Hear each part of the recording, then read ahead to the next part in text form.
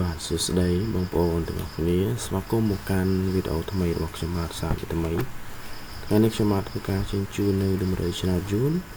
បស់ ABCD សម្រាប់យកទៅផ្សងសំណាងថ្ងៃទី25ខែ4ឆ្នាំ2025នេះបាទពេលនេះពុកម៉ែបងប្អូនអាចធ្វើការយកទៅផ្សងសំណាងបានដោយ free និងឥតគិតថ្លៃតែម្ដង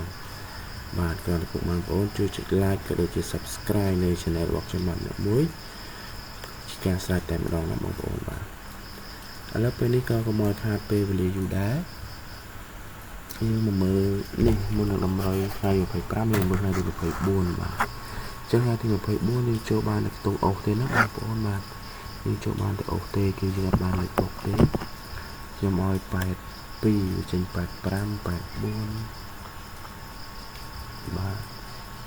យើងចូលបានទៅលេខអូសទេហើយ60នោះគឺចូលលេខអូសដែរណាបងប្អូន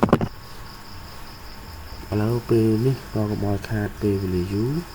ពុកម៉ែបងប្អូនអាចធ្វើការកត់លេខយកទៅផ្សងសំណាងតែម្ដងទៅណាពុកម៉ែបងប្អូនណាបាទសម្រាប់ពីរលេខគឺមាន79បាទគឺមាន79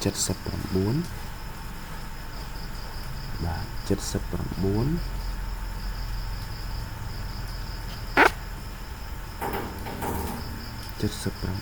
79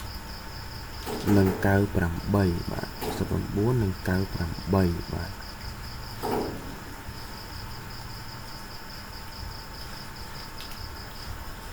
98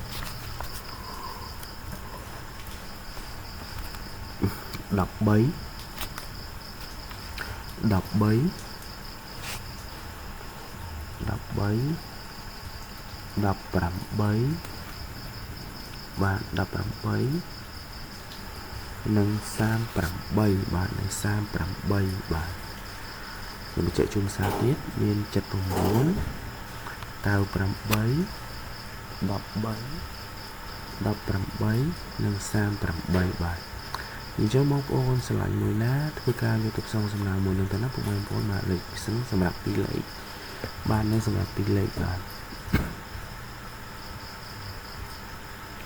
ខ្ញុំជួយបានលេខអូសគឺខ្ញុំធ្វើការអូសនៅខ្ទង់7បាទអូសនៅខ្ទង់7អូសខ្ទង់10បាទអូសខ្ទង់30បាទបងប្អូនឆ្លាញ់7អូស7ទៅឆ្លាញ់10អូស10ឆ្លាញ់30អូស30ណាបងប្អូនណាបាទអញ្ចឹងសម្រាប់3លេខវិញបាទសម្រាប់3លេខមាន981បាទបងប្អូនណាបាទមាន981 137បាទ137បាទនិងចុងក្រោយគេនោះគឺមាន879បាទ879បាទចឹងពុកម៉ែបងប្អូនស្រឡាញ់លេខមួយណាយកទៅផ្សងសំណាងមួយនឹងទៅឲ្យកត់ហើយនឹងគុណត្រឡប់ទៅណាបងប្អូនបាទចឹងពីខាង admin ក៏មានតែប៉ុណ្្នឹងដែរចែកជូនពុកម៉ែបងប្អូនទាំងអស់គ្នាសង្ឃឹមថាបងប្អូនបាទចូលចិត្តនិងជួយ subscribe ឲ្យ channel របស់ខ្ញុំបាទមួយផងបាទពីខាង admin ក៏សូមអរគុណហើយក៏សូមជម្រាបលា